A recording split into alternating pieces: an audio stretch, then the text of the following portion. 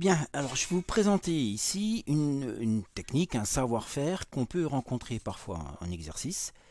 Il s'agit de trouver, caractériser l'intersection de trois plans. Alors voici ce que j'ai pris comme équation. Enfin, trois plans donc donnés par leurs équations cartésiennes. Donc j'ai une P1, P2 et P3. Alors déjà, première remarque, si on regarde les vecteurs normaux, 2, 1, 1, pour le premier, 1, 3, 2 pour le second, 1, moins 1 pour le troisième. Aucun de ces vecteurs n'est collinaire à un autre. Donc on n'a pas ici deux plans qui pourraient être parmi les trois, qui pourraient être parallèles, ou éventuellement les trois parallèles. Donc on est dans une situation où, voilà le dessin est ici, où on fait l'intersection de trois plans. Donc si on regarde ici, l'idée c'est de se dire que le premier plan, les deux premiers plans, P1 et P2 par exemple, vont se couper suivant une droite. Et si je rajoute un troisième plan, qu'est-ce qui va se passer? Ce troisième plan va couper la droite intersection des deux premiers en un point, voilà, par exemple ici. Donc voilà, ce que je cherche, c'est ce point-là finalement. Je suis sûr qu'il y a un seul point d'intersection, puisqu'il n'y a pas deux plans parmi les trois qui sont parallèles. Alors l'une des méthodes, ça pourrait être, comme on a fait dans une présentation précédente, de caractériser la droite verte intersection de P1 et P2 par sa représentation paramétrique, et puis après injecter cette représentation paramétrique dans le plan P3, et on aurait ainsi trouvé l'intersection des trois plans. Mais dans la pratique, on peut travailler directement. Et travailler directement, ça consiste en fait à écrire les trois plans, les trois équations dans un système, puisque ce que je cherche, c'est l'unique valeur x, les uniques valeurs de x, de y et de z qui vérifient simultanément les trois équations. Donc en fait, ça revient à résoudre ce système de trois équations à trois inconnus qui, on le sait, par analyse des parallélismes, ne va me donner une seule solution. C'est-à-dire ce point-là que je cherche, les coordonnées de ce point que je cherche. Voilà, donc j'ai transposé les moins 7, moins 13 et 4 pour avoir un système qui s'écrit de manière plus efficace. Et ce que je vais faire, je vais essayer de faire en sorte d'obtenir ce que j'appelle un système triangulaire. Je vais déjà faire en sorte de faire disparaître les x dans ces deux lignes, et puis après de faire disparaître le y ici, ce qui va me permettre d'avoir une dernière ligne qui me donne z, la deuxième ligne qui me donnera y, et la première ligne qui me donnera x, par remontée en fait du système. Alors comment on peut faire ça? Bien, allons-y. Alors, le plus simple encore, alors oui, si on regarde le système, déjà, je peux peut-être, alors voilà, je vais l'écrire quand même, 2x plus y plus z égale 7, je réécris la première, je garde la deuxième ligne, plus 2z égale 13, et je vais multiplier la troisième ligne par moins 1, donc j'avais donc plus y plus z égale 4. Il ne faut pas oublier aussi de multiplier par moins 1. Et je vois que le moins x et le x, en additionnant, en remplaçant la troisième ligne par la somme de la troisième et la deuxième, je vais faire disparaître le x qui est là. Donc je continue, je réécris ma première ligne, 2x plus y plus z égale 7. Je réécris ma deuxième ligne, x plus 3y plus 2z égale 13, et je remplace la troisième ligne par la somme de cette ligne avec la deuxième.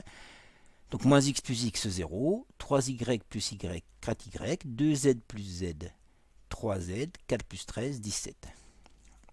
Voilà, je suis bien engagé, j'ai commencé par m'occuper de faire disparaître cet x-là. Maintenant, il y a celui-ci. Il faudrait que je m'occupe de ce x qui est là.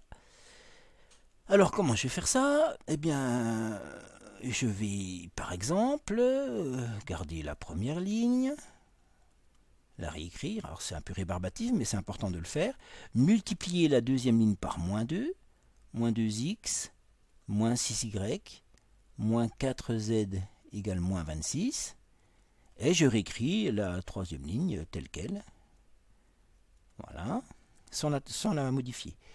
Et puis, je suis ici, qu'est-ce qui me reste? 2x plus y plus z égale 7 que j'ai réécrit. Et je vais remplacer la deuxième ligne par la somme de cette ligne avec la première. Ce qui va me permettre de faire moins 2x plus 2x, 0.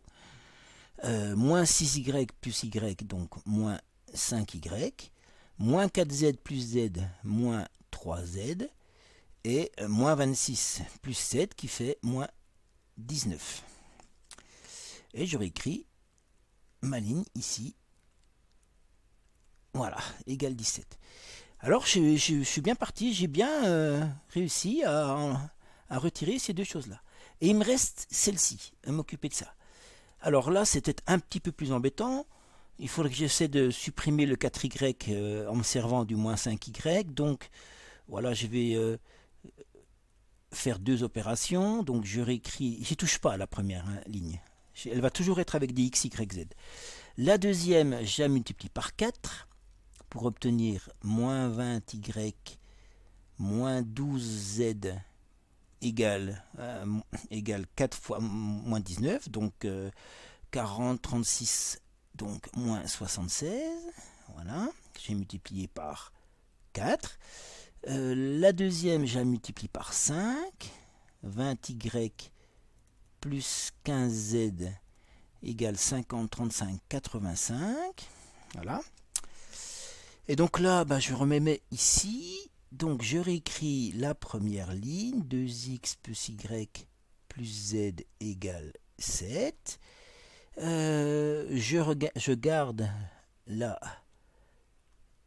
deuxième ligne. Moins 20y moins 12z égale moins 76. Et puis donc je remplace la troisième ligne par la somme de cette ligne avec la deuxième. 20y moins 20y, ça fait 0. 15z moins 12z, ça fait moins 3z. Et 85 moins 76, qui va nous faire 9. Voilà. Alors, qui va nous faire, oui, 9, moins 12z, 15z, 3z. Alors, j'ai un petit souci. Donc avec donc le moins 19, j'ai multiplié 38, 76, et là j'ai multiplié par 5, 50, 35, 85. Alors j'ai un petit souci quand même quelque part. 4 fois moins 5, moins 20, moins 12z, moins 76. Alors zut, il faut que je reprenne. À quel moment, puisque je devrais trouver z égale 3. Eh ben oui, c'est tout bête. Moins 12z plus 15z, ça nous fait 3z. Voilà. Et non pas moins 3z. Et là, ça marche. J'ai donc dans ma dernière ligne trouvé z égale 3.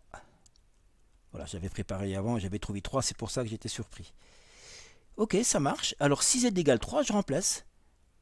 Moins 20y, moins 36, 12 fois 3, égale moins 76.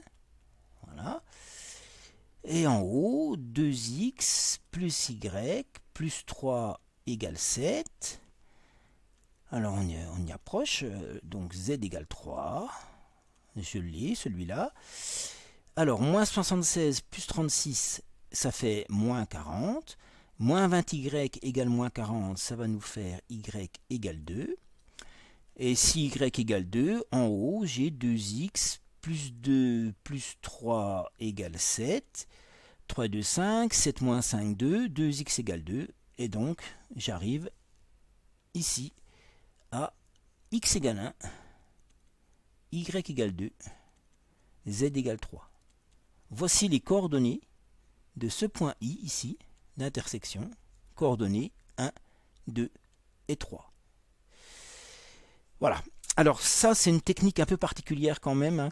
C'est une astuce calculatoire d'essayer d'obtenir ce qu'on appelle, alors il est ici, je vais l'encadrer, ce qu'on appelle un système triangulaire. Vous voyez, en faisant deux choses, hein, en supprimant d'abord les x ici.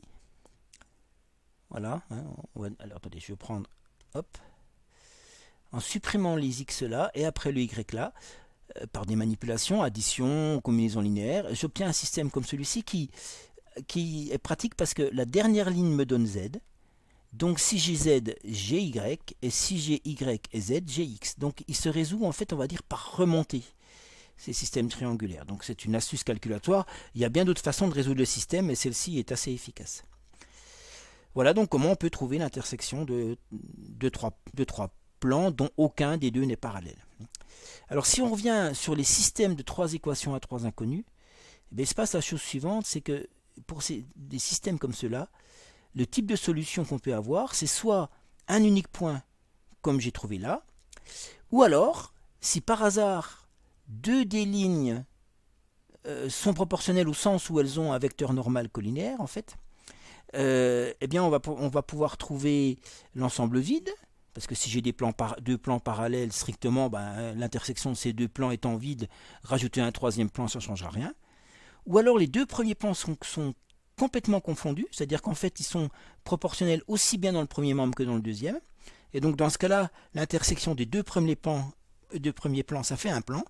Et il nous reste à mettre le troisième avec. S'il n'est pas parallèle, on obtient une intersection qui est une droite. Donc on n'a pas trop de possibilités, si vous voulez, quand on résout un système de trois équations à trois inconnus.